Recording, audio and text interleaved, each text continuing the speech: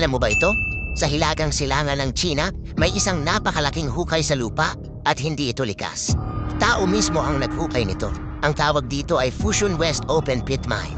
Nagsimula ang pagminina rito noong 1900 at mahigit 120 taon na ang nakalipas. Gaano ito kalaki?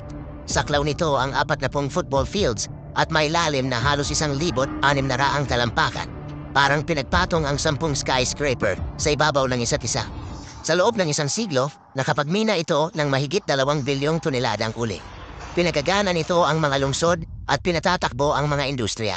Kaya naman, tinagurian itong pinakamalaking hukay na ginawa ng tao sa buong mundo. Isipin mo lang, kung ihuhulog mo rito ang Eiffel Tower, dulo lang ang makikita. Sa pinakailalim, may mga truck na kasinlaki ng bahay na kumakarga ng daan-daang tonelada bawat biyahe. Bawat ugong ay parang pag-alulong ng lupa mismo.